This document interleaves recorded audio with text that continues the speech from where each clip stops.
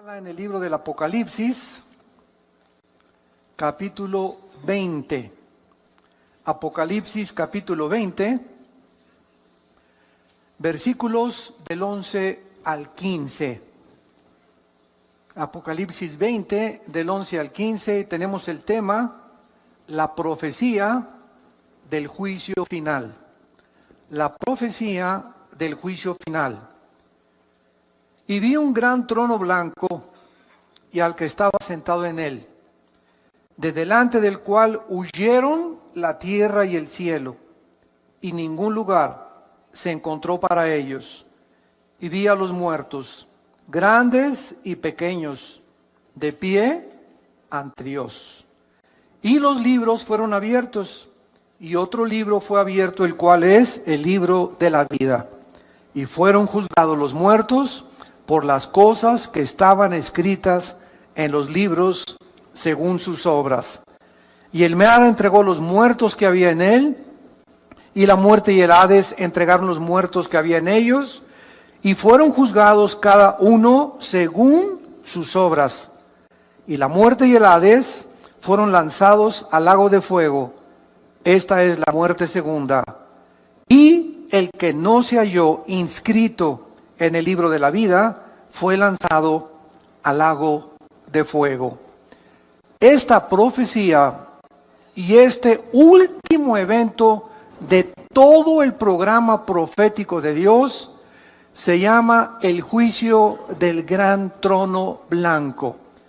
Con este evento termina, esto es muy importante para todos ustedes, los estudiantes de escatología o de profecía, el juicio del gran trono blanco, que también se llama el juicio final, porque es el último de los juicios que Dios va a llevar a cabo.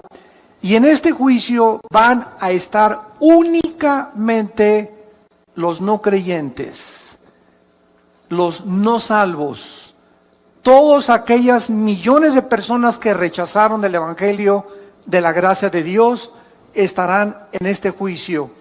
Y después de este juicio, entramos al reino eterno de Dios. Este juicio va a ser después del reino milenial. Entonces, les voy a dar un panorama rapidísimo para que nos podamos ubicar. Ahorita nos encontramos en este periodo de 2000 años que se llama también la época de la iglesia. Son 2000 años aproximadamente que están a punto ya de terminar.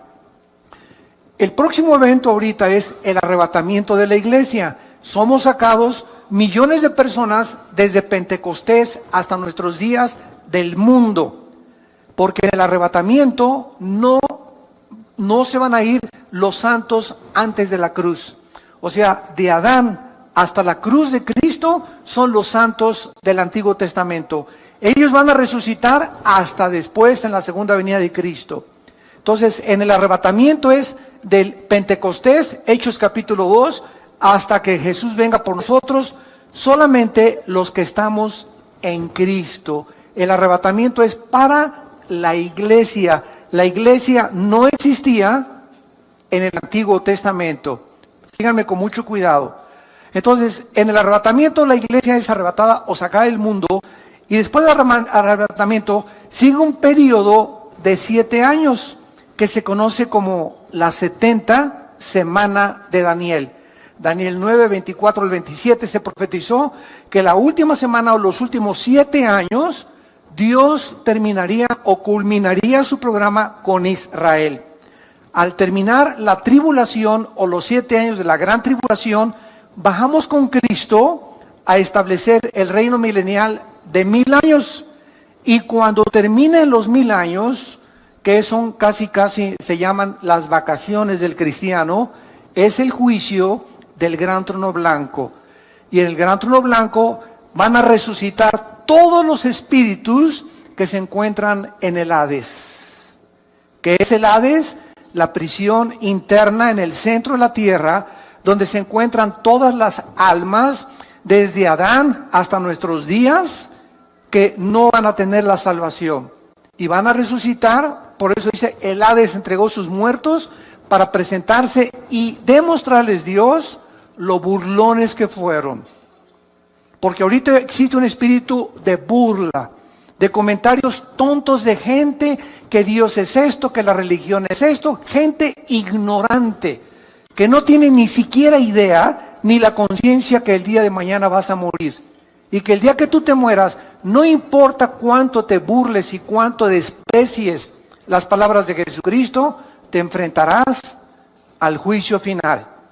Es como cuando Blaise Pascal, el gran físico matemático francés, cristiano, una eminencia todavía en la física, tuvo un debate con un ateo.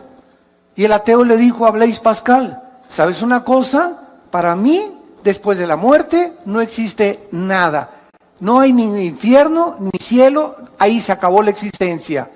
Y Pascal le dijo, pues sabes una cosa, que yo opino lo contrario a ti. Un hombre llamado Jesucristo vino y murió en una cruz y resucitó de los muertos, y la resurrección de Jesucristo transformó el imperio romano. Pero déjame decirte una cosa, le dice Pascal al ateo, ya sea que si tú tienes razón, yo no pierdo nada.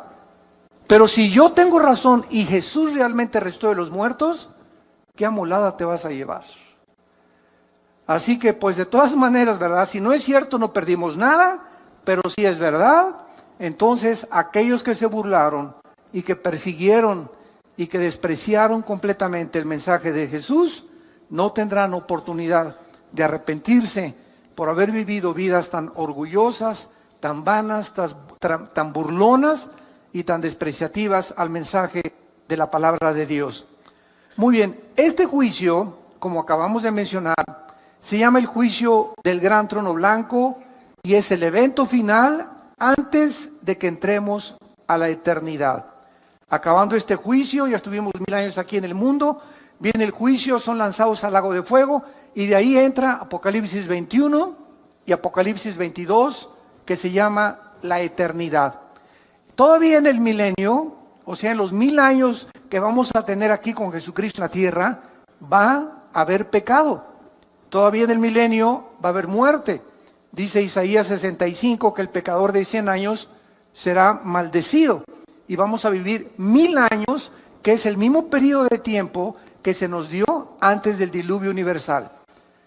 Por ejemplo, Matusalén vivió 969 años, que es la persona que más tiempo se le ha extendido la vida, pero Noé a los 500 años, ¿verdad?, comenzó a tener hijos.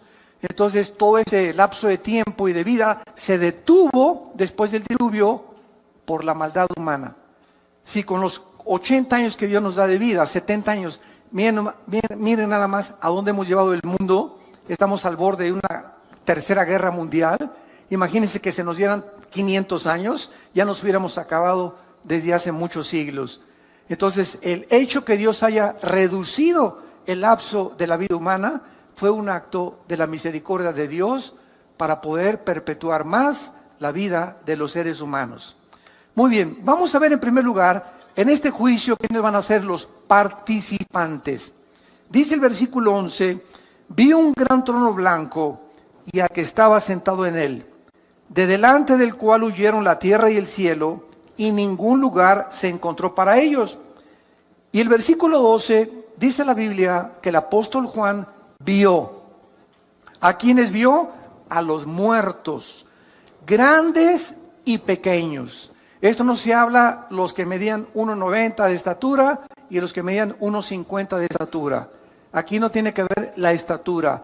Grandes y pequeños se refiere a las clases sociales, reyes, príncipes de la realeza, los peroration, como decimos en México, ¿verdad? Y también los indígenas y las de las clases más bajas, porque tanto los que están hasta arriba como los que están hasta abajo, muchos de ellos rechazaron a Jesús. Entonces Juan vio que estaban todos ellos, y vean ustedes lo que dice, de pie ante Dios. Entonces, en este juicio vamos a ver que en primer lugar estarán todas aquellas personas que rechazaron el evangelio de Jesucristo. Si vemos rápidamente en Juan capítulo 5, versículo 25 en adelante, que Jesús dijo cuando estaba en el mundo, de cierto les digo, viene la hora, y ahora es, cuando los muertos oirán la voz del Hijo de Dios, y los que la oyeren vivirán. Porque como el Padre tiene vida en sí mismo, así también ha dado al Hijo el tener vida en sí mismo. Y también le dio autoridad de hacer juicio, por cuanto es el Hijo del Hombre. En este juicio estará aquel que hace 2000 años murió en una cruz, en medio de dos ladrones, en medio de las burlas de la gente, en medio de las burlas de los griegos, de los filósofos, en medio de las burlas de los religiosos, en medio de todo ese cúmulo de personas que él había sanado, había librado de los demonios, y sin embargo, esos que 8 días antes le dijeron, Hosana el que viene en el nombre del Hijo de David, en el Domingo de Ramos, 8 días después le estaban poniendo clavos en las manos. Entonces Jesús se estará en este juicio y entonces Él será, ¿verdad?, el testigo más grande en el universo de que las personas que van a ser llamadas a enfrentarse a este juicio no tendrán la oportunidad porque están, dice la Biblia, de pie.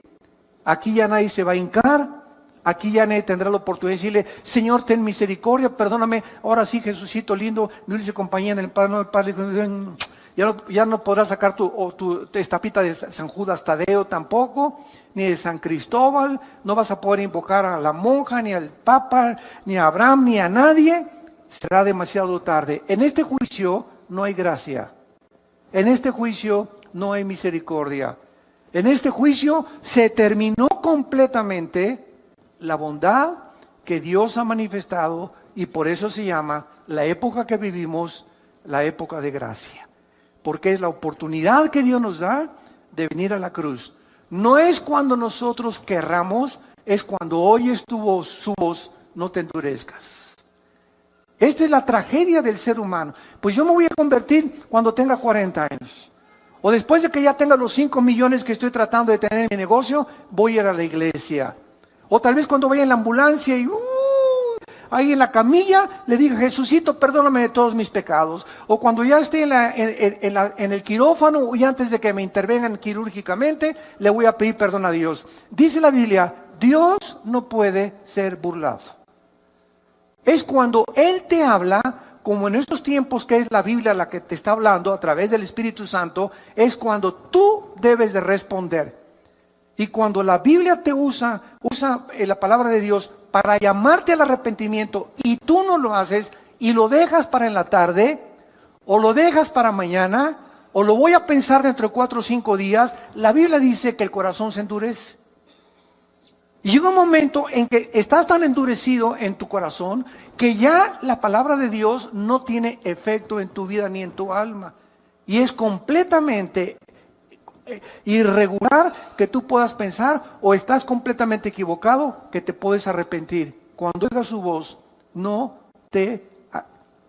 lo rechaces, no te endurezcas, porque el corazón se endurece muy fácilmente. En este juicio entonces van a estar los no creyentes. Nosotros no vamos a estar ahí. ¿Por qué? Porque nosotros cuando recibimos a Jesucristo como Salvador y Señor, Él en la cruz ya pagó ¿qué cosa? Pagó la culpa que nosotros ya no tenemos que pagar. Esto es por eso se llama la época de la gracia. El justo muere por los injustos. El santo muere por los pecadores. Y en esa cruz Dios quiere demostrarte que de tal manera te ama que a su hijo no lo perdonó. Casi 2000 años antes de la cruz, había un hombre llamado Abraham. Y llegó al monte Moriah, que es el mismo monte donde murió Jesús. Y Dios le dijo, Abraham, dame a tu hijo Isaac. Y cuando Abraham levantó el cuchillo para matar a Isaac, se oyó una voz que decía, ahora veo que temes a Dios, por cuanto no me negaste entregarme a tu hijo. Y 2000 años después de Abraham, cuando Cristo muere por nosotros, podemos nosotros decir ahora veo, Señor, cuánto me amas, porque no negaste entregarme a tu hijo. Abraham y Isaac fueron salvados. Dios no salvó a su Hijo Jesucristo.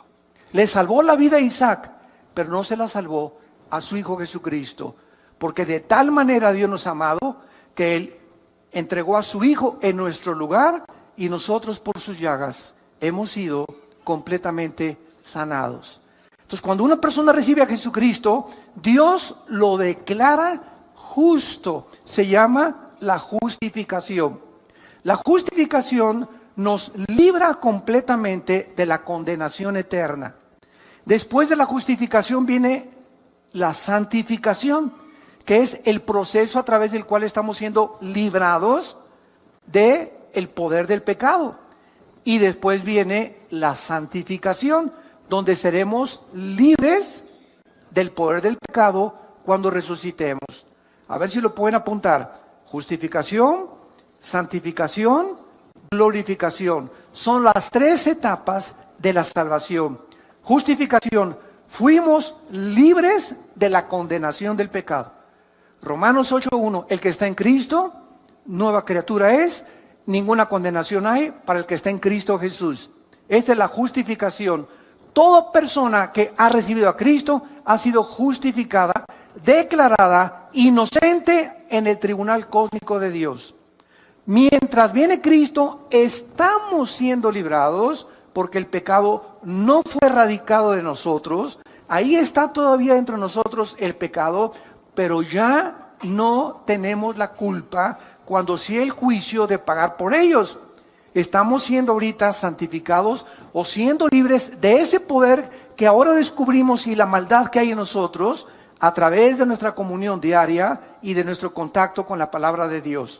Esta es la palabra que se llama santo. Sean santos. Cada día trata de decirle no al pecado, no al pecado, no al pecado. Y mientras más rechaces el pecado en tu vida, más fuerza espiritual tienes dentro de ti y más poder de resistir las tentaciones. Todos aquellos que, pues ya caí otra vez en la tentación de la pornografía, y ya caí en la tentación del adulterio, y ya me acosté con mi novia y con mi novio, y ya otra vez volví a prender el cigarro, y ya me estoy emborrachando otra vez. ¿Por qué esa gente dice, ya volví a caer? Simplemente ve la semana pasada, las 3 semanas anteriores, o el mes antes a que tú has caído, cómo estuvo tu relación con Dios. Dejamos de hacer contacto con la Biblia, dejamos de asistir a la iglesia, dejamos de ir a los estudios bíblicos, comenzamos a debilitarnos interiormente.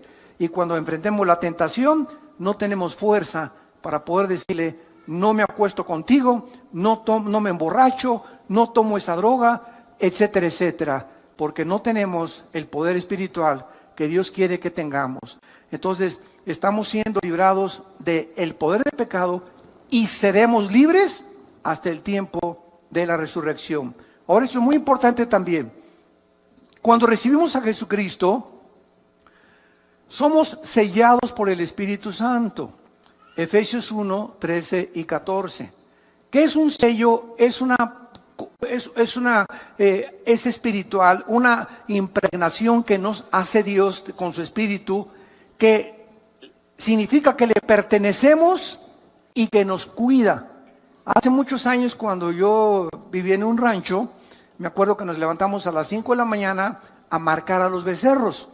Entonces, a las 5:30 de la mañana, agarramos un fierro calientísimo que lo poníamos ahí a calentar, y agarramos el becerrito o a la ternerita, y ¿qué le poníamos? La doble A, que era el símbolo, ¿verdad?, de la ganadería, o la S o el símbolo que sea. Y en ese momento ese becerrito crece y se hace vaca o se hace toro. Y si se brinca las trancas o se pierde y lo encuentra otro ganadero, ya no tiene por qué decir, ¿verdad?, es mío, porque está sellado, que implica propiedad y además protección. Los ganaderos honestos en aquel tiempo llegaban al rancho, oiga, pues trae una troca, ¿verdad?, una pick-up, aquí nos encontramos la ternerita o la vaca, y veo que trae el sello de su ganadería, y nos los devolvían, o hacíamos lo mismo nosotros cuando se pasaban a nuestro terreno. Entonces, el sello siempre implica protección. Cuando Dios nos sella, los demonios, porque nadie lo puede ver, hay muchos cristianos que no son cristianos, Y solamente los demonios y los ángeles a nuestro alrededor saben quiénes de nosotros somos verdaderamente sellados. Entonces, cuando estamos sellados, Dios nos sella para que los mismos demonios, mientras estoy cerca del Altísimo y habito cerca de sus alas, soy protegido de los demonios, porque los demonios saben quiénes tienen al Espíritu Santo. Entonces, este sello nos guarda y nos protege del mal mientras nos mantengamos en comunión con el Hijo de Dios. Número 2, cuando nacemos de nuevo o cuando recibimos a Cristo, en ese momento somos regenerados por el Espíritu Santo. En otras palabras, nuestra antigua vida es despertada, el foco que tenemos apagado con el cual nacimos, que es el Espíritu, se prende y comenzamos a venir a la Biblia y comienzo a entender la Biblia y algo de la Biblia me comienza a atraer, comienzo a tener hambre de la palabra de Dios porque he nacido espiritualmente. ¿Por qué? Porque he sido regenerado por el Espíritu de Dios. Y en tercer lugar, somos bautizados con el Espíritu Santo. Durante muchos años se estuvo pululando por ahí o propagando que esto yo le considero una herejía, de que, a ver, pásenle aquí los que no han recibido el bautismo del Espíritu Santo. Espérame tantito, la cristiandad no está dividida entre los que tienen el bautismo del Espíritu Santo y los que no tienen el bautismo del Espíritu Santo. Si no tienes el bautismo del Espíritu Santo, no formas parte del cuerpo de Cristo. Y si no formas parte del cuerpo de Cristo, no eres cristiano. Entonces, ¿cómo puedes decirme a mí que recibo a Cristo como un niño cuando nace, pues nació sin páncreas? O le faltan los pulmones. No nacimos incompletos. Dicen Colosenses 2 que estamos completos en Él. 1 Corintios 12:13, por un solo Espíritu fuimos todos bautizados y a todos se nos dio a beber del mismo Espíritu. No hay ningún cristiano que le falte nada. Dice 2 de Pedro capítulo 1, todas las cosas que pertenecen a la vida y a la piedad nos han sido dadas, pasado, pretérito. No nos falta nada más que crecer en la gracia y en el conocimiento de Dios. Entonces no puede haber cristianos que les falta algo. Y lo más grave fue cuando se llegó a enseñar y tienes que hablar en lenguas para dar evidencia que tienes al Espíritu Santo. Eso ya se convirtió en una herejía. ¿Por qué es una herejía? Porque el cristiano no es conocido por los dones, sino por el fruto. Los mormones hablan lenguas, los adventistas hablan lenguas, allí en las tribus de África hablan lenguas. Eso no es evidencia absolutamente de nada. La evidencia de que nosotros somos hijos de Dios es el fruto. Jesús dijo, por el fruto los conoceréis, no por los dones que pueden ser falsificados. Entonces esto es muy importante para que no tomemos 2 o 3 eventos en el libro de los Hechos y armemos una doctrina que porque en el libro de los Hechos unos creyeron y no habían recibido el Espíritu Santo, sea un patrón en el cual todos tienen que seguir. El libro de los Hechos es un libro narrativo, histórico, que cuenta la transición entre el judaísmo y el cristianismo. Y se necesitaban evidencias físicas porque aún no podían los cristianos entender porque las epístolas no habían sido escritas. No había sido escrito Romanos, ni Corintios, ni Efesios, ni Gálatas, ni Colosenses, ni Tito, ni las de Pedro, etcétera, etcétera. Estaban completamente desarmados y desnudos. Entonces, cuando los apóstoles escriben las cartas, las escriben para explicarles las cosas de los hechos y explicarles las doctrinas que recibieron de Cristo, como el apóstol Pablo, que estuvo 15 años en el desierto antes que los apóstoles reconocieran que él era realmente uno de ellos, o un apóstol, o como él se llama a sí mismo, el último de los apóstoles. Esto es muy importante, santos de Dios, porque la iglesia está llena de barbaridades. La iglesia está llena de doctrinas y tradiciones de hombres. Esta cosa de que el bautismo era algo que después de ser cristiano lo tienes que recibir, comenzó en los años 70 del siglo pasado. Hace 40 años, 50 años más o menos. Entonces así se van introduciendo cosas que se acaban aceptando como una verdad.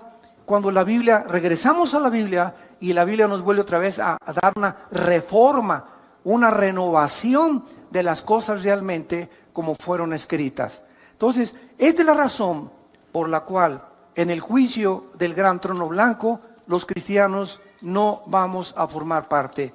Ya fuimos sellados, bautizados, regenerados y la unción la tenemos dentro de nosotros.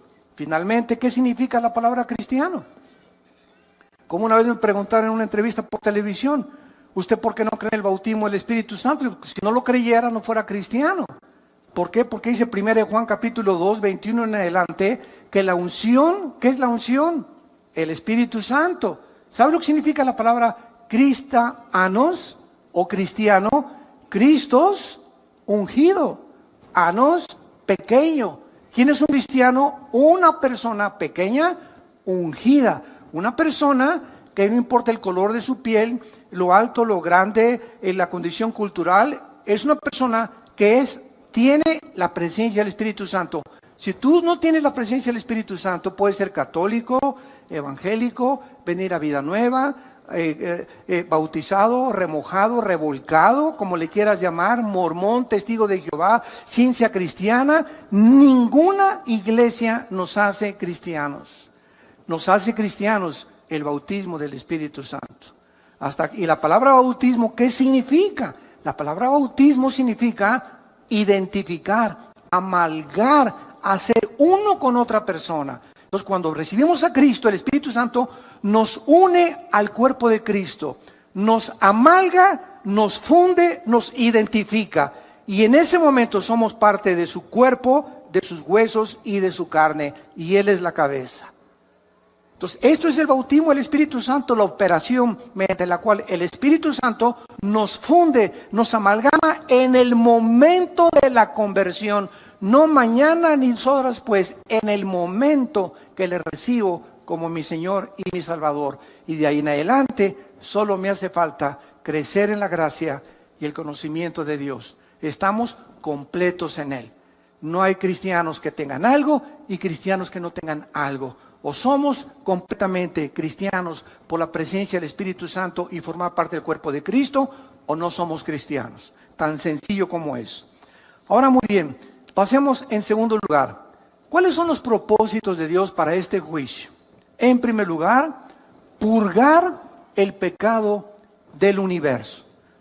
Cuando Jesús termine de juzgar al mundo en su trono blanco, de ahí en adelante, después del trono blanco, vean lo que dice Apocalipsis, el pasaje que tenemos estudiando en el versículo 11 y 2.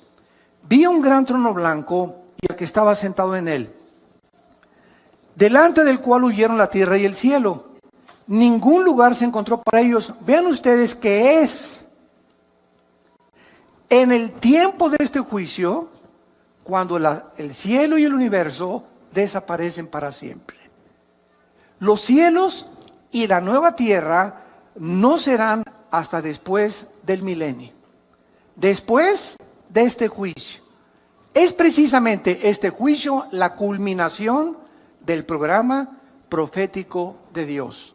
De ahí en adelante, después de este juicio, cielos y nueva tierra, donde ya no existe el pecado. Entonces, esta es la última cosa que hace Dios para purgar el pecado del universo. Y en este juicio estarán ahí todos los creyentes, todos los no creyentes, y verán el mundo que amaron, donde quisieron establecer sus propiedades, la fama, el éxito, la popularidad, ese mundo que pasa, que es vano, que es incierto, que es temporal, ese mundo donde ellos creían que podían triunfar, o donde pusieron toda su esperanza y toda su herencia, así, ¡puf!, desaparecerá con todo el universo alrededor. Por eso la Biblia nos manda en 1 Juan, versículo 2, 15 al 17, amados míos, no améis al mundo. ¿No se contradice con que de tal manera amó Dios al mundo? Vemos aparentes contradicciones en la Biblia. Fue una muy buena pregunta que me hicieron. Oiga, ¿por qué dice en Juan 3:16, de tal manera amó Dios al mundo? Y 1 Juan 2:15 al 17, no améis al mundo. Juan, el Evangelio de Juan capítulo 16 también, no, el mundo os aborrecerá. Entonces tenemos que entender claramente que cuando dice de tal manera amó Dios al mundo, se refiere a las personas. Y cuando dice la Biblia, no améis al mundo, se refiere a lo que Satanás le ofreció a Cristo. En Mateo capítulo 4, te ofrezco el mundo con su gloria, y la fama, y el poder, y el éxito, y el dinero, y todo. Tú no importa sobre quién pases, si quieres llegar a la cima y ser presidente o diputado, o tener una compañía, o ser el mejor deportista, o el mejor cantante. ¿Sabes una cosa? Que no te importe nada. Vende tu alma al diablo. Acepte el dinero que te estoy dando. El éxito y la popularidad que te voy a dar es lo que tú necesitas. Eso es el mundo. Los deseos de la carne, los deseos de los ojos y la vanagloria de la vida. Lo que el mundo nos quiere ofrecer es lo que nos manda Cristo, que no amemos. No nos vayamos con la finta. El mundo es como un espejismo que nos promete esto, sin embargo, cuando es como un regalo, hace mucho oí ese ejemplo, es como un regalo envuelto con muchos moños, y de repente abro el regalo, qué bonito regalo, y le quito los moños y descubro que está vacío, no hay nada ahí. Así es el pecado. Participas del pecado, pruebas del pecado, y cuando lo experimentas el pecado, te das cuenta que no hay nada que te haya podido llenar. Sigues más frustrado, más amargado, más desilusionado, porque ese vacío solo lo puede llenar el Hijo de Dios. La mujer samaritana, la chulis, llevaba 5 maridos. Juan capítulo 4. ¿Y qué estaba buscando esta mujer? No ha cambiado la cultura, lo que en el siglo XXI siguen buscando artistas y no artistas, etcétera. Miss México, Miss Guerrero, Miss Universo, la señora de por acá, la señora de Polanco, la señora de Tlalnepantla, la señora de La Lerma, la señora de Metepec, la señora de Toluca. Miles de mujeres están buscando y miles de hombres también. ¿Qué cosa? Pues Sancho Panza, tienes panza de Sancho Panza, ya no me satisface, voy a buscar otro hombre. Y voy a buscar otro hombre. Voy a buscar a alguien que me haga feliz. Pues esta señora ya tiene cara de Tonina Jackson, ¿verdad? Pues la voy a cambiar ya. Y voy a buscar a alguien más bonita. Y así hay personas, un divorcio, 2, 3, 4, 5, 6. Esta mujer llevaba 5 divorcios.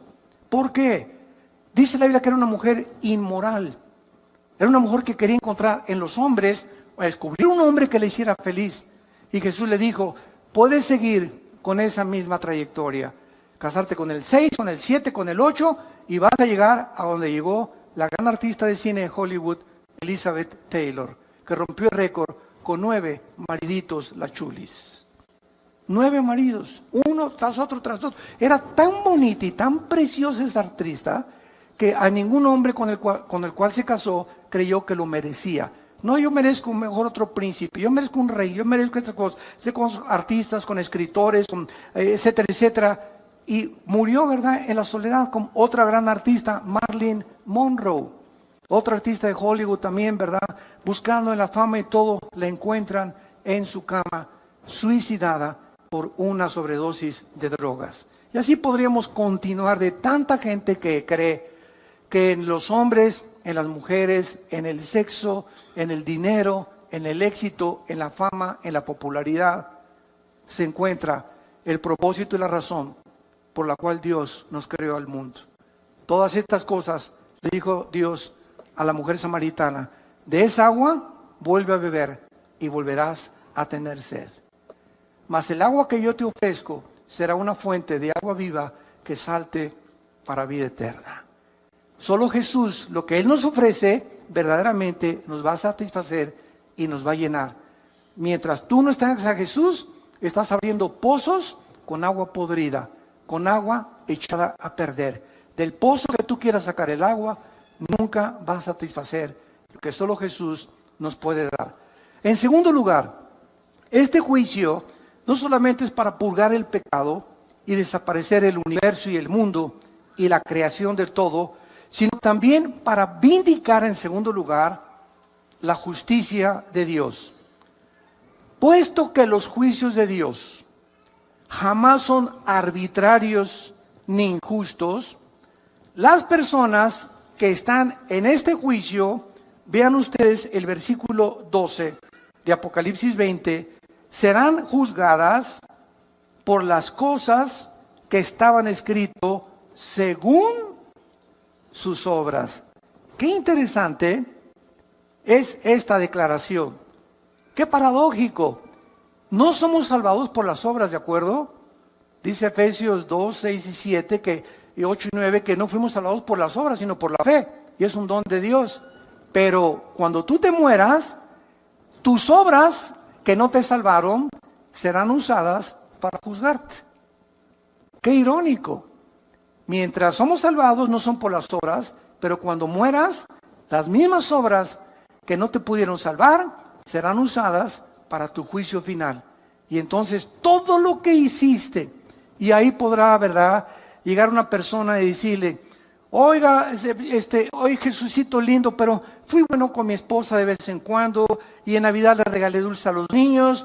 Y entonces Jesús le va a decir lo que le dice el juez a un asesino: a ver, Pitirijas, pásale para adelante, tiene 50 años de prisión. Y le contesta el Pitirijas al juez: oiga, señor juez, pero también soy buen esposo y le di dulce a los niños y construí 3 asilos. Y el juez le contesta: Pitirijas, pero no estás siendo juzgado por eso, estás siendo juzgado por el crimen que cometiste.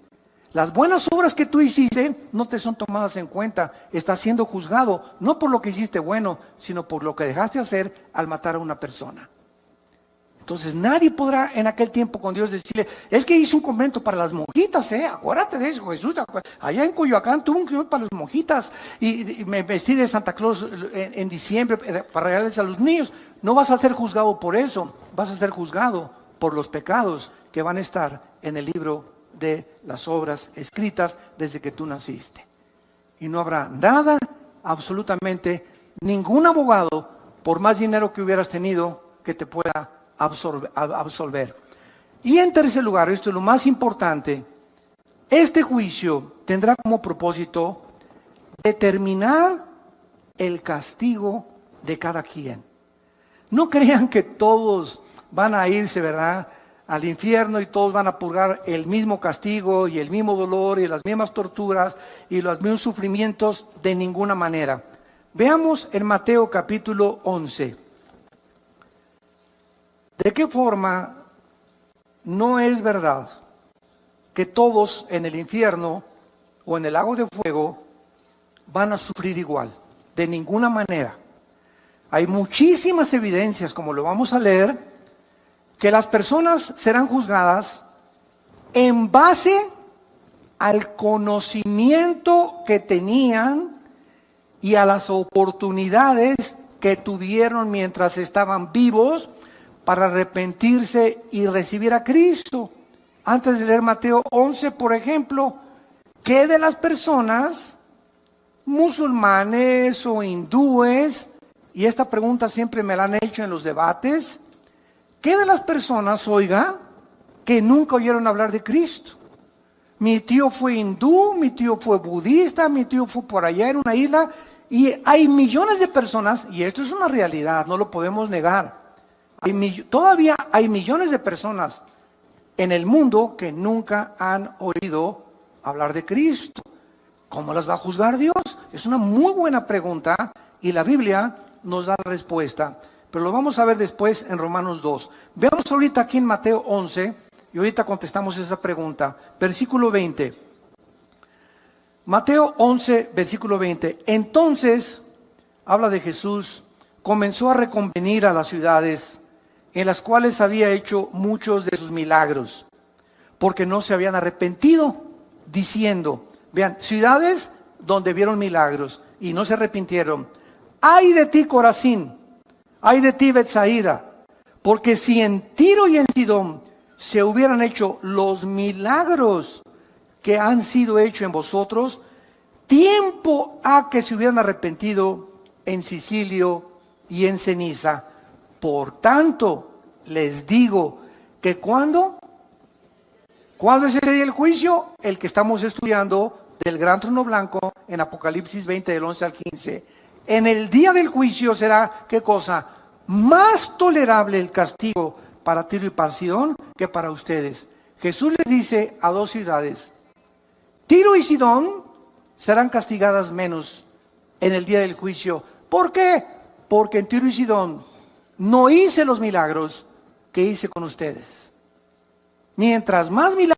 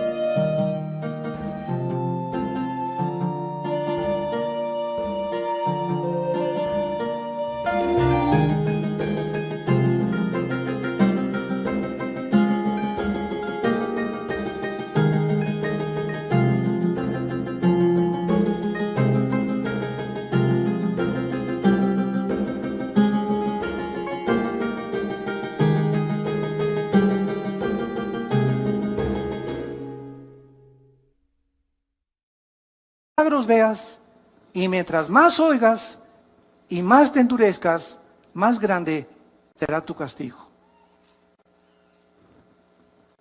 Y tú, Capernaum, versículo 23, que eres levantada hasta el cielo, hasta el Hades serás abatida, porque si en Sodoma se hubieran hecho los milagros que han sido hechos en ti, habían permanecido hasta el día de hoy. Por tanto, les digo que otra vez, ¿cuándo? En el día del juicio será más tolerable el castigo para la tierra de Sodoma que para ti. Es increíble lo que Jesús declara en este pasaje. Los sodomitas, que eran homosexuales, recibirán mucho menos castigo que los habitantes de Capernaum. ¿Por qué? Porque los sodomitas nunca vieron a Jesús. En Sodoma no había Biblia, en Sodoma no había predicadores, pero en Capernaum vieron al Hijo de Dios predicar la palabra de Dios y hacer milagros, y con todo y esto lo rechazaron.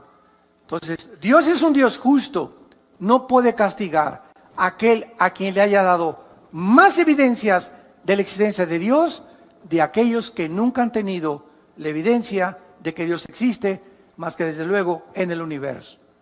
Y vamos a ver la respuesta que nos quedó pendiente de qué será de todas aquellas personas que realmente nunca conocieron a Dios. A esas personas, lo voy a contar ahorita, vean Romanos capítulo 2, vamos para allá. Esas personas yo siempre les digo, mira, no te preocupes por Chencho y por Chencha y por Pancho y por Pancha. ¿Y qué de mi mamá? ¿Y qué de mi papá, que era católico? ¿Y qué de mi abuelita que nunca iba? ¿Se van a ir al infierno? ¿Sabes una cosa? Preocúpate por ti.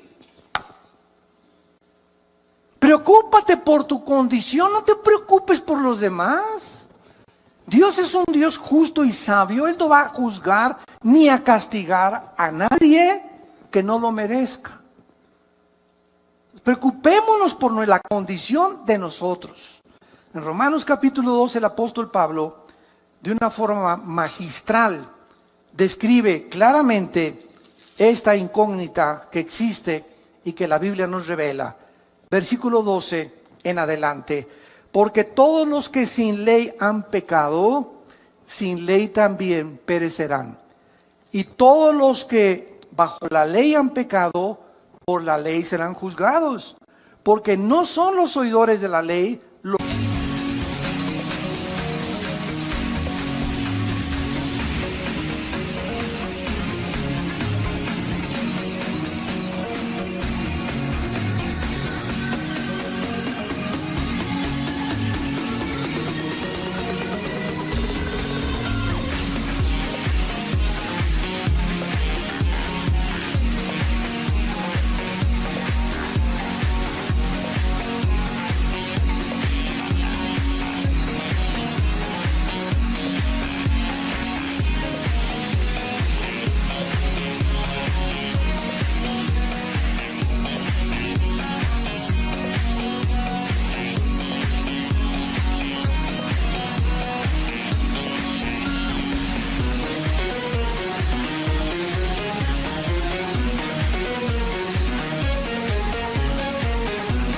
justos ante Dios, sino los hacedores de la ley serán justificados. Porque cuando los gentiles que no tienen ley hacen por naturaleza lo que es de la ley, estos, aunque no tengan ley, son ley para sí mismos, mostrando la obra de la ley escrita en sus corazones, dando testimonio su conciencia y acusándoles o defendiéndoles sus razonamientos en el día en que Dios juzgará por Jesucristo los secretos de los hombres. Vean lo que acaba Pablo de explicarnos. Nada más hay dos tipos de personas que han nacido en este mundo. Los que hemos tenido el privilegio, y acordémonos que después del privilegio vienen las responsabilidades, ¿verdad? Los que tenemos la oportunidad de haber tenido padres cristianos, o ustedes que tienen padres cristianos, o todos los que han asistido a las iglesias cristianas en el mundo entero y han oído la palabra de Dios. Por todo lo que has oído vas a ser juzgado. Por todo lo que tú has oído vas a ser juzgado. Y hay otras personas que no tienen Biblia, que nunca se les predicó. Estas personas que nunca tuvieron la oportunidad de oír lo que tú y yo hemos escuchado, es lógico que si Dios es justo, va a juzgar al que mucho se le da mucho se le pedirá. Entonces, a nosotros que vivimos bajo la ley de Dios y conocimos la ley de Dios y conocimos el evangelio de su gracia, nos va a pedir 50 veces más que las personas que jamás oyeron de Dios ni de Cristo. Muy bien, ¿qué parámetro va a usar Dios con estas personas que nunca tuvieron Biblia ni oyeron de Cristo? Sus conciencias. ¿Qué es la conciencia? Con dentro, ciencia, conocimiento. Es un conocimiento interno que los aztecas, los chichimecas, los náhuatls, los aucas en el Ecuador y las tribus que tú me quieras mencionar en el mundo entero, por más salvajes desde que comenzó la humanidad y por más alejados de cualquier civilización, todos los seres humanos sabemos que matar es malo. En cualquier tribu de salvajes sabemos que una muchacha no se la robas a la otra familia, ni violas a una muchacha sin que te cueste, como las tribus en Estados Unidos mataban a los que se llevaban a las muchachas, y nunca las tribus africanas entregan a sus hijas que no son vírgenes al matrimonio. Ni tampoco ningún jefe de ninguna tribu se mete con la esposa del otro jefe de la tribu. Algo hay en la conciencia que tenemos ya los seres humanos desde que nacimos, porque no somos yeguas ni caballos no capados, ni caballos que relinchan por las mujeres como los caballos lo hacen cuando entran en su celo. Tenemos un control, somos agentes morales, no somos animales y vamos a ser juzgados. Si nunca oí la Biblia, Dios me va a juzgar. ¿Cómo respondí a esa conciencia? Ahora, ¿cómo respondió a esa conciencia? Es un secreto. Porque nadie podrá saber si tu abuelita tenía por ahí su rabo verde. O si tu abuelito, que fue el jefe de la iglesia y ante el mundo un héroe y un cantante y un grande escritor y un grande político, y a su entierro fueron 10,000 personas, o ese artista fueron 10,000 personas y lo veneraron en Bellas Artes. Nadie sabe en la intimidad quién era esa persona más que Dios. Por lo tanto, no podemos juzgar. Por eso Jesús dijo, no juzguéis para que no seáis juzgados. No podemos emitir un juicio condenatorio o un juicio de liberación. No, esa persona debe estar en el cielo porque le regaló todo a los niños pobres y sus canciones eran todas las canciones de Navidad. No podemos tener ese concepto. Por eso dice, los secretos. Todos tienen un closet donde tienen colgado un esqueleto. Y la vida privada de las personas, si es hecha pública, la mayor parte de los seres humanos nos avergonzaríamos de ver nuestra vida privada. Pero cuando venimos a Cristo, ya no puede existir esa vida privada. Ya no puede ser uno en tu casa y otro con tus amigos y otro en la intimidad. Sí, mi amor, te quiero con cuernos de oro y hago así cada vez que te veo. Y tienes un amante. Y robas y extorsionas y traficas, etcétera, etcétera, porque tienes 2, 3 clases de vida y esas son las que solo Dios conoce. Por esas vidas escondidas serán juzgados las personas que nunca oyeron hablar de Cristo. Entonces cada quien va a tener el castigo que merece según su conciencia si nunca hablaron de Cristo. Ahora vean también en Marcos capítulo 12, en penúltimo lugar, Marcos capítulo 12.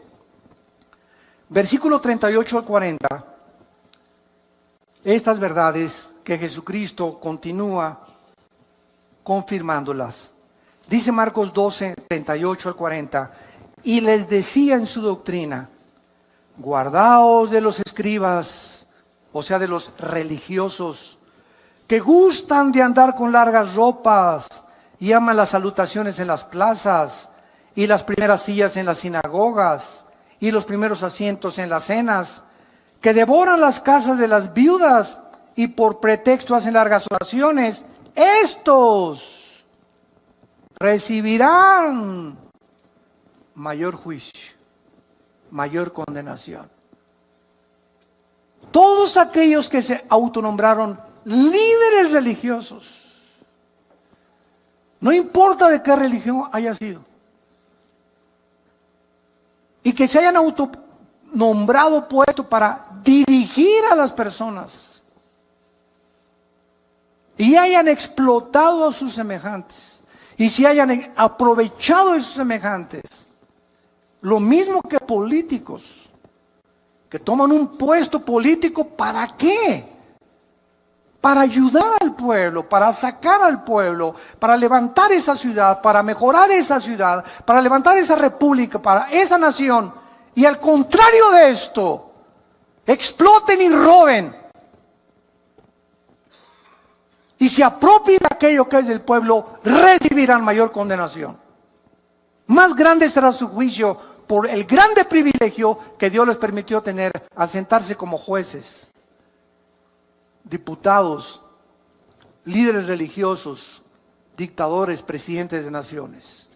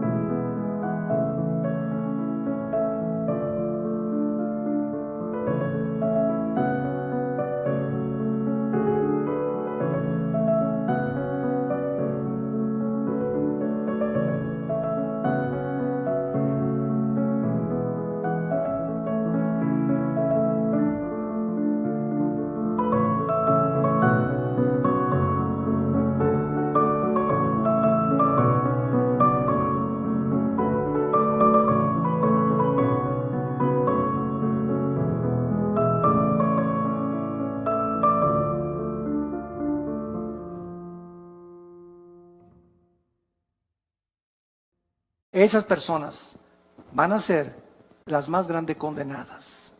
Entonces nos damos cuenta que en este juicio, vamos a ver tus obras. Te puse de presidente, cantante, te di dinero. ¿Qué hiciste con el dinero que te di? ¿Qué hiciste con la belleza que te di? ¿Qué hiciste con los dones musicales que te di? Todo saldrá a la luz. Lo que hiciste y lo que dejaste de hacer. Todas las obras serán juzgadas por aquel que conoce las intenciones y los pensamientos de nuestros corazones. No habrá nadie que se escape, ni Dios no podrá juzgar a nadie que no lo merezca. Oremos. Padre, te damos gracias en esta mañana por tu palabra, porque eres un Dios justo, que nos diste a tu Hijo. Nadie podrá en ese día declararse inocente, porque tú declararás ante la presencia de tus santos ángeles, de tus querubines y de la misma iglesia que somos nosotros, que dice 1 Corintios 6 que vamos a ser testigos en ese juicio como un gran jurado. Nadie podrá en ese momento llamarle a Dios injusto. Él pagará a cada quien según las obras, pensamientos que haya hecho mientras estábamos en el cuerpo. Y el mar entregará a todos los muertos que murieron en el mar. Todos los que están en las tumbas saldrán, los que se hallen en el Hades, y serán juzgados según sus obras. Y esta es la segunda muerte. Si hay una segunda muerte, es que hubo una primera muerte. La primera muerte es la física, la segunda muerte, la muerte eterna, la eterna separación del Creador de los cielos y la tierra. Y Dios en esta mañana te habla y te invita a que vengas a la cruz, a que le abras tu corazón a Jesús, a que encuentres en Él la satisfacción que tu alma ha estado buscando en tantas cosas que no son Él. Seguirás igual de vacío, de frustrada, de desilusionado, porque de esa agua, cada vez que tú vuelvas a beber, te volverá a dar sed. ¿Qué tengo que hacer? Me preguntarás esta mañana para abrirle mi corazón a Jesús. Arrepiéntete de tu vida. Arrepiéntete de tus pecados. ¿Qué significa arrepentirse? Ir en el camino en el que tú estás ahorita, descubrir que tu camino es un camino equivocado, que ya no puedes seguir caminando por ese camino y darte una vuelta de 180 grados e irte en dirección a Dios, regresar a tu Creador. Hay caminos que parecen derechos, pero su fin es camino de muerte. Vuélvete a Dios. Eso es lo que significa arrepentirse. Vuélvete a Dios. Date la media vuelta en tu vida y ven a Él. Abrázalo en esa cruz, porque con esa sangre que Él derramó, tus pecados y mis pecados son perdonados. Y dile con todo tu corazón, si lo quieres invitar en este momento a tu vida: te pido, Señor, perdón por mis pecados. Me doy la media vuelta de mi vida. Ya no quiero seguir caminando en el camino en el que me encuentro. Reconozco que soy pecador, pecadora, y que si tú no entras a mi vida y me das el poder de dejar el pecado, yo no lo podría hacer. Por eso vengo a ti, Jesús, para pedirte tu poder, tu perdón, para que tú me puedas, Señor, hacer la persona que tú quieres que yo sea. Te invito a mi corazón como mi Señor y mi Salvador, y te doy las gracias por tu muerte en mi lugar, en esa cruz. Amén. Amén y amén. Qué maravillosa es la palabra de Dios, ¿verdad? Qué linda es la palabra de Dios. Gracias a Dios por este libro. Y todos ustedes en esta mañana que han hecho esta oración por primera vez, ahí desde tu lugar, levanten la mano. Levanten la mano los que hicieron esta oración. Miren cuánta gente. Que Dios los bendiga. Que Dios los bendiga. Gracias a Dios. Gracias, que Dios te bendiga. Gracias, Señor. Gracias, que Dios te bendiga. Alguien más en esta mañana que no quiera salir por esa puerta como entraste. ¿Cuántos de ustedes entraron por esa puerta vacíos, buscando propósito, otros por curiosidad? No salgas como entraste. No sigas viviendo ni salgas a la calle con el corazón que tú tenías. Hoy te ofrece Dios el perdón de tus pecados. No lo rechaces. Tú no sabes si hoy es la última vez que Dios te ha hablado. Cuando oigas su voz, no lo rechaces. ¿Alguien más quiere levantar su mano? ¿Alguien más? Y decirle: Señor, aquí está mi vida. Te pido perdón.